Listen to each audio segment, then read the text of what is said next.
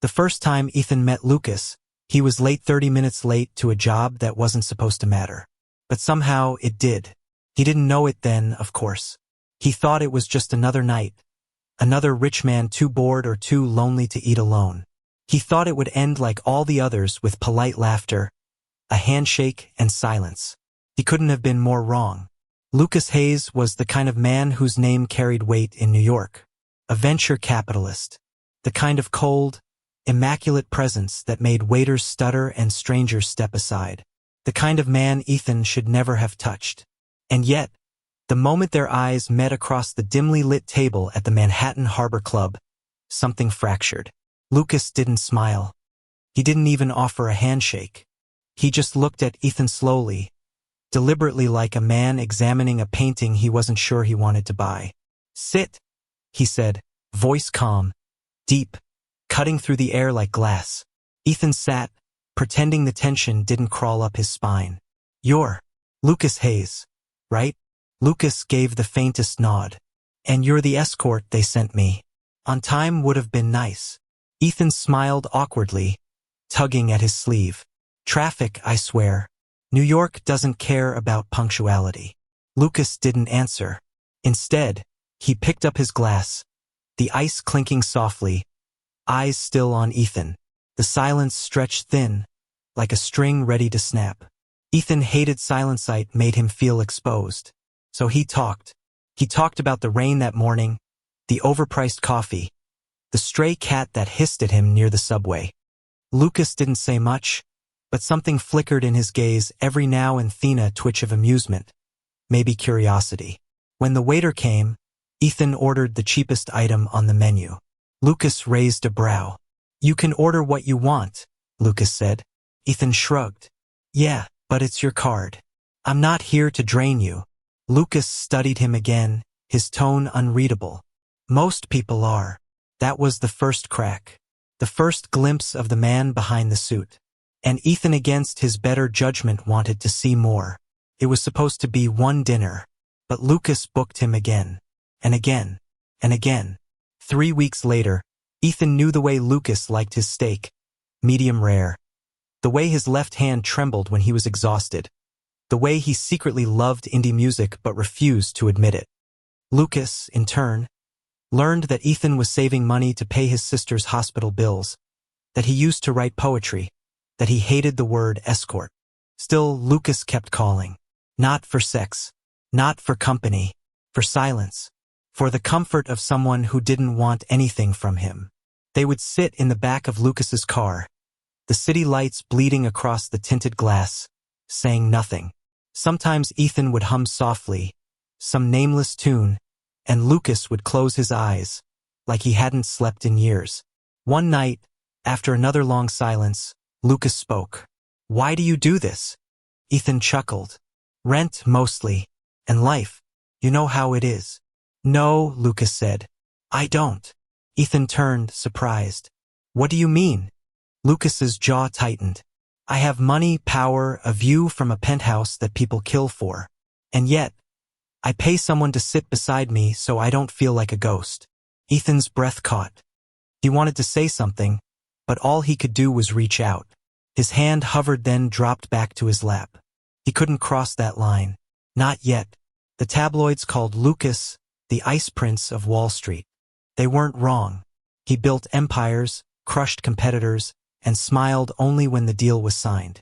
But with Ethan, the armor cracked. Started small. A touch that lingered too long when Ethan handed him his coat. A glance that burned longer than necessary. Then, one evening, in the back seat of Lucas's car, it happened. Lucas's hand brushed Ethan's. The air stilled. Neither moved. Ethan felt his pulse racing, the warmth of Lucas's skin against his. He turned and found Lucas looking at him, something raw in his eyes. "Lucas," Ethan whispered. "Don't," but Lucas leaned in anyway, and the kiss that followed wasn't gentle. It was desperate, like two people trying to breathe the same air after drowning for too long. When it broke, Lucas looked away first. "That was a mistake," he said quietly. Ethan smiled, heartbreak sharp in his chest. "Then maybe I'm full of mistakes." The car fell silent. Outside, New York kept moving, unaware that two men inside a tinted car had just rewritten their worlds. After that, nothing was simple. Lucas didn't call for a week. Ethan tried to forget him, took new clients, smiled through new dinners, laughed at strangers' jokes. But every time he looked at the city skyline, he saw Lucas's reflection instead. Then one night the phone buzzed. A text. Dinner. Same place. 8 p.m. No name, but it didn't need one. When Ethan arrived, Lucas was already there, waiting by the window, rain streaking down the glass behind him. He looked exhausted. Human. You came, Lucas said softly. Ethan chuckled. You paid for my time. I didn't mean that. The silence stretched again. Then Lucas said the words Ethan never expected. I don't know what this is, Ethan, but it scares the hell out of me. Ethan's throat tightened. Then don't be scared. Just let it be. Lucas looked at him, eyes dark and conflicted. You don't understand. People like Memon, like me, we don't get to just let it be. Everything I am is a transaction. Even this. Ethan's smile faltered. You think I'm a transaction? Lucas hesitated. You were. At first. The words landed like a slap. Ethan stood, his chair scraping against the marble floor. At first? He echoed, voice breaking. Then what am I now? Lucas didn't answer, and maybe that silence said everything. That night, Ethan walked home in the rain, his cheap sneakers soaked, his heart heavier than his drenched jacket. He hated himself for caring. He hated Lucas for making him care. When he got home, he tore off his shirt, sat on the floor, and laughed bitterly. You did it again, Ethan, he muttered. Fell for the client. But this time it wasn't about money. It was about the way Lucas looked at him when he thought no one was watching. It was about the warmth in his voice when he said his name. It was love, and it was the worst kind, the kind that wasn't supposed to happen. Meanwhile, Lucas stared at the untouched glass of wine on his table. He thought of calling Ethan, apologizing, explaining, but what would he say? I'm sorry for treating you like a purchase. I'm sorry I can't stop thinking about you. He poured another drink instead. Outside, thunder rolled across Manhattan, echoing the storm inside him. He'd built his life on control. Control of his image, his business, his emotions. And now, one brown-eyed boy with a nervous laugh had undone it all. Lucas didn't believe in fate. But that night, he almost wished he did. The next morning, Ethan woke up to an empty phone screen. No messages. No missed calls. Just silence. He told himself it was fine. He had survived worse. He'd been ghosted before. He'd been used before. But somehow, this time hurt differently.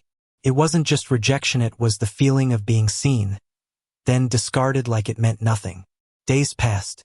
Then weeks. The agency sent him other clients. Some older, some younger. Some kind, some cruel. But no one looked at him the way Lucas did. No one made him feel both safe and terrified at once.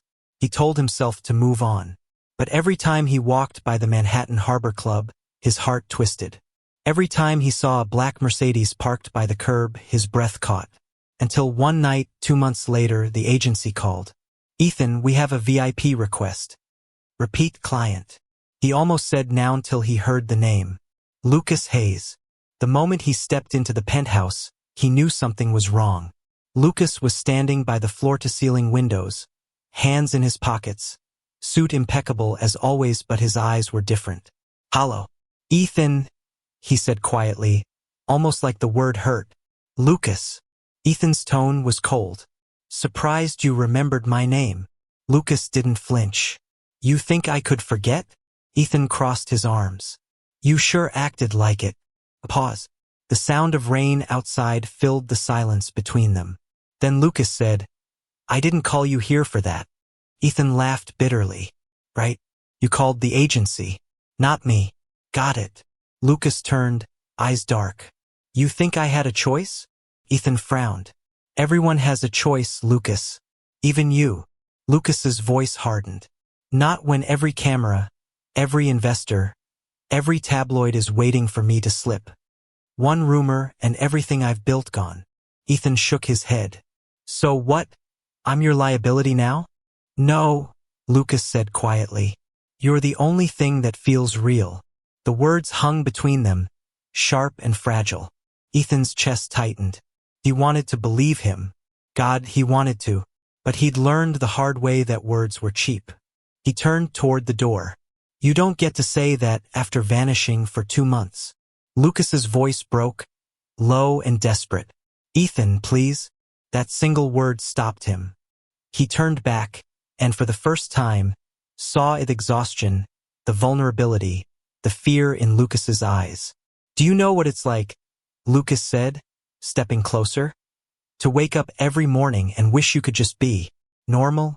To not have to calculate every word, every look, every damn heartbeat, because someone's always watching. Ethan swallowed hard. You think I don't get that? You think being me is easy? Lucas stopped, chest heaving. I don't know how to do this.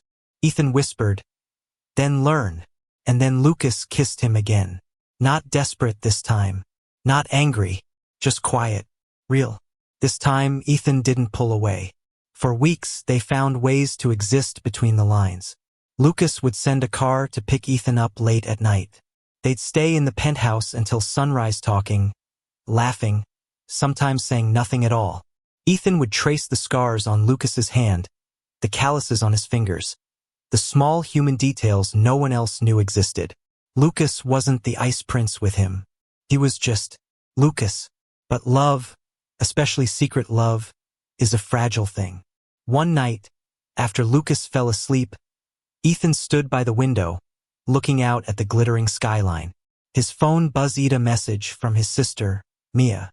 Hospital bills came in. $12,000 this time. I'll figure something out. He bit his lip, tears burning his eyes. Lucas had offered to help once. Ethan refused.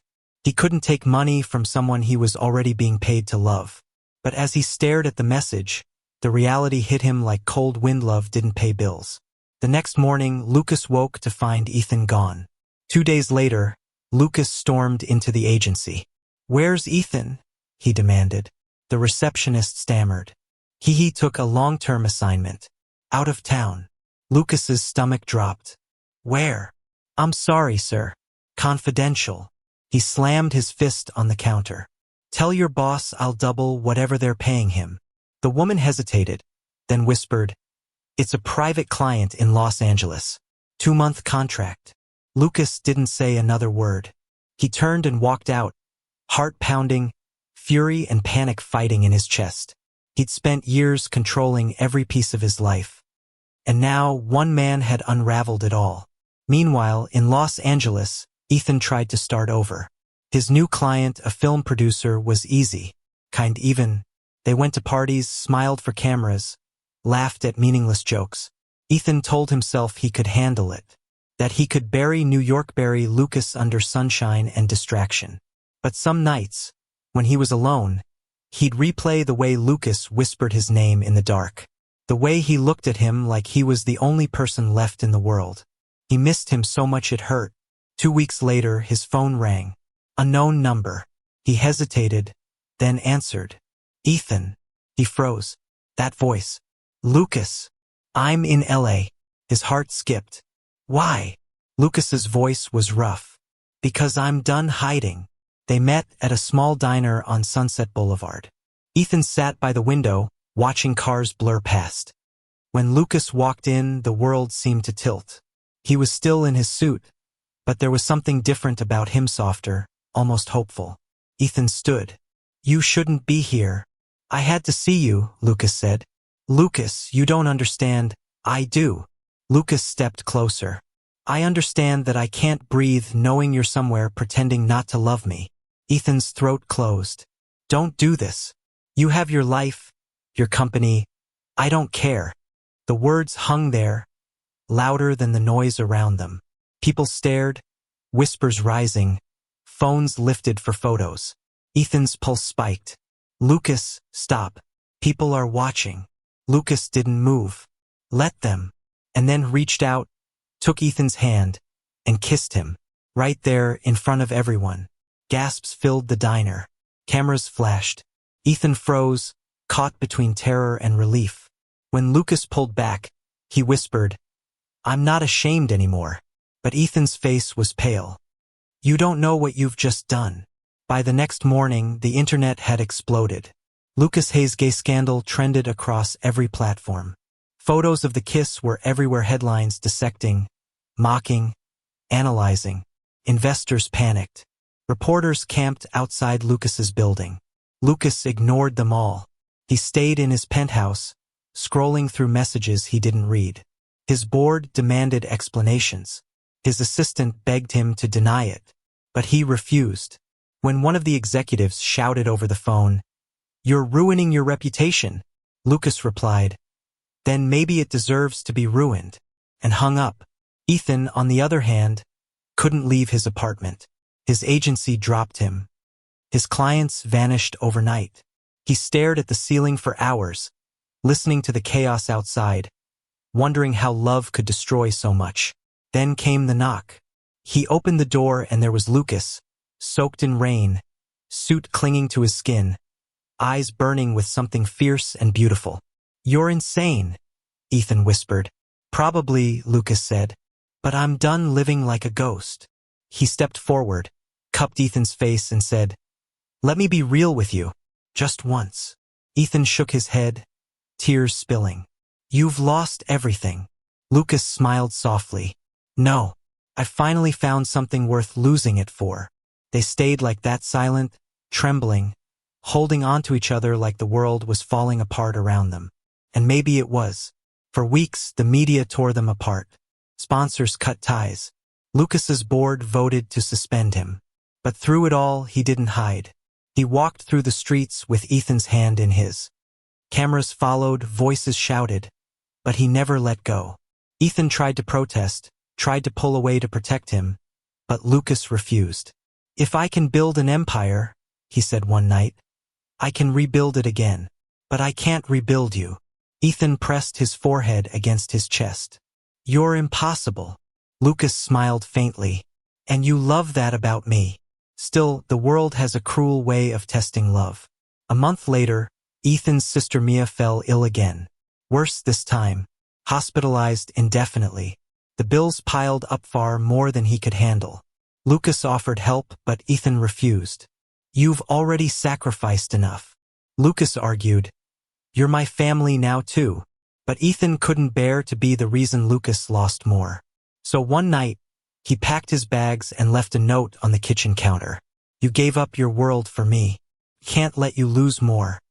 I love you, but I have to do this on my own." By the time Lucas woke up, Ethan was gone. He searched for weeks, called everyone, even flew to Ethan's hometown. Nothing. Until one night, scrolling through his inbox, he found an email.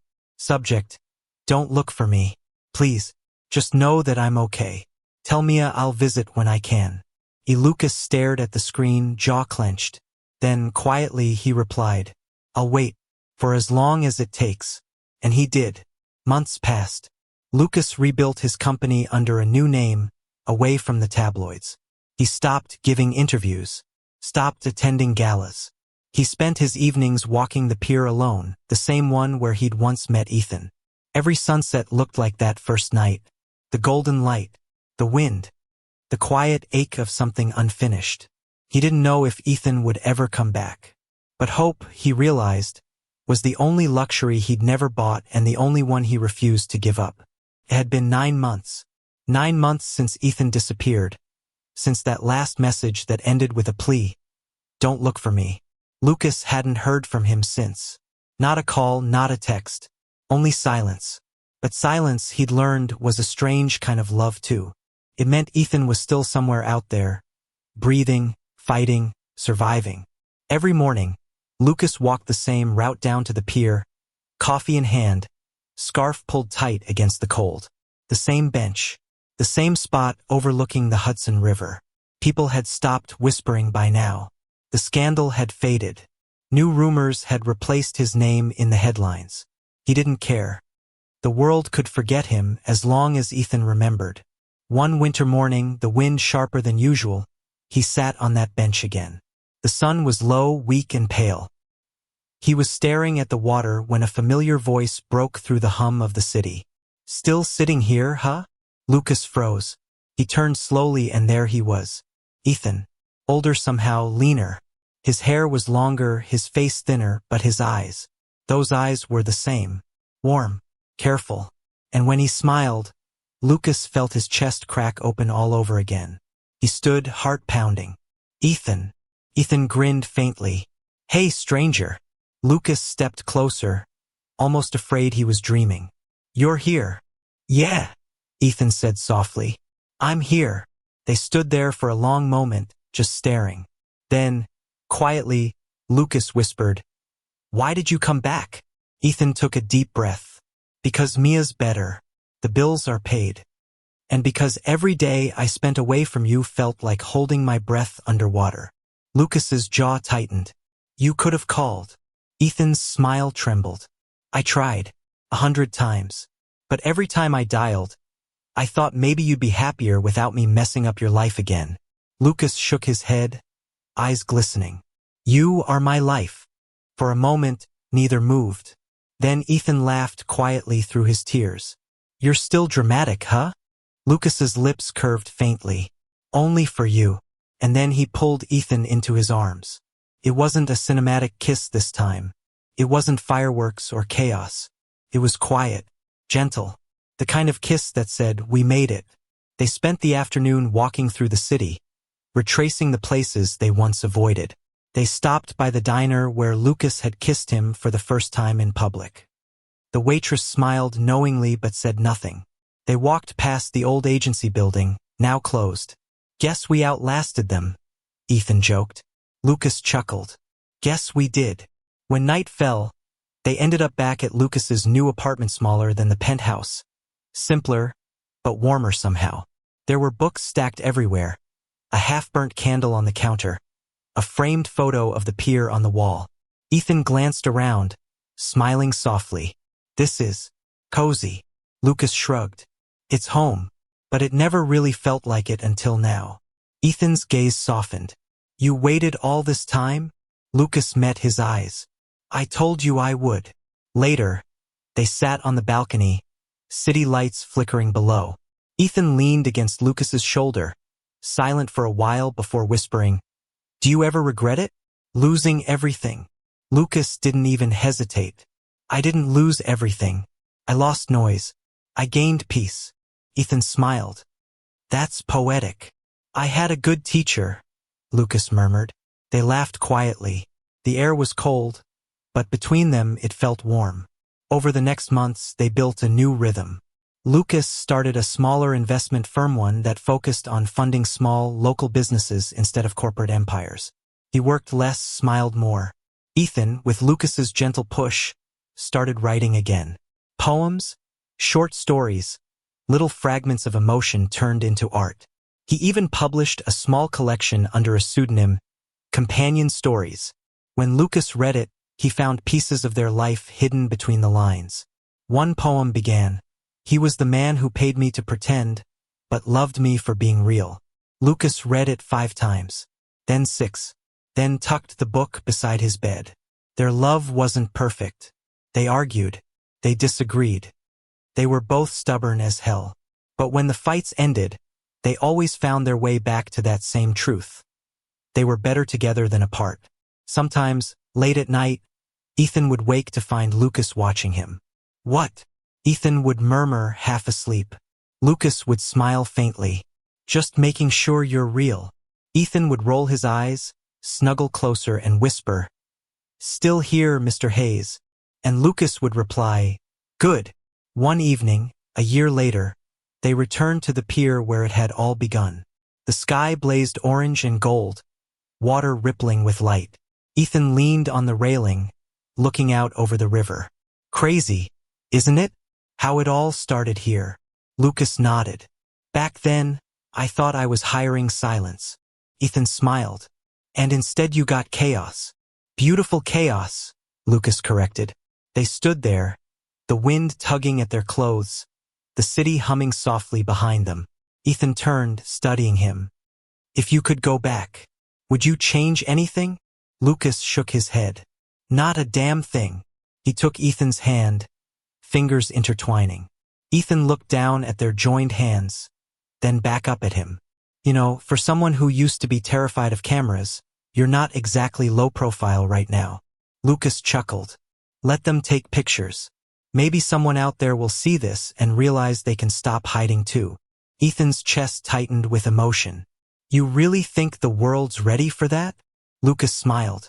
Maybe not, but we are. The sun dipped lower, the light spilling gold across the water. Lucas turned, brushed his thumb along Ethan's cheek, and said softly, You once told me love doesn't pay bills. Ethan laughed quietly. Still true. Lucas grinned. Maybe. But it makes everything else worth paying for. Ethan stared at him for a long moment, then kissed him, slow and certain. The city lights flickered to life around them, and for the first time, Ethan didn't feel like he was performing. He wasn't an escort. Lucas wasn't a client. They were just two men who had found their way through the noise, through the fear, through the weight of a world that never really wanted them to be happy and chose each other anyway. Later that night, back at their apartment, Ethan opened his laptop and began to type. The title at the top of the page read, To the Man Who Hired Me. He paused, smiled, and wrote the first line. You didn't buy my time. You taught me what it meant to have forever. Months later, the story was published online. It went viral quietly, not because of scandal, but because it felt true. People wrote messages saying it made them believe in love again, in second chances, in the idea that even broken things could still become beautiful. Lucas read every comment, every word. Then he turned to Ethan one evening and said, You realize they're all talking about us, right? Ethan smirked. Technically, it's fiction. Lucas laughed. Sure it is. Spring came. The city thawed. On their anniversary, Lucas took Ethan back to the pier again. But this time, instead of coffee, he carried a small velvet box. Ethan blinked. Lucas, what? Lucas dropped to one knee. Ethan froze. You're not. Lucas smiled. I am. He opened the box. Inside wasn't a traditional ring, but two simple silver bands engraved with one word each, real and always. Ethan covered his mouth, tears spilling down his cheeks. You're ridiculous. Lucas looked up, voice steady but soft. Maybe, but I'm yours. Always. Ethan laughed through his tears. You know, I never pictured myself marrying a client. Lucas grinned. Good thing I'm retired. And when Ethan finally said yes, the wind carried their laughter out across the water, gentle, free, and infinite. That night, as they lay tangled together under the city lights, Ethan whispered, You think love really conquers all? Lucas pressed a kiss to his temple. No, but the right love conquers enough. Ethan smiled, eyes closing. Then I guess we did okay. Lucas looked at him, heart full, and whispered, Yeah, we did. Outside, the river shimmered in the moonlight, the same river that once divided them now reflecting the glow of everything they had become, two imperfect souls, finally home. Thank you for listening. If you find it interesting, please like and subscribe to follow the next stories.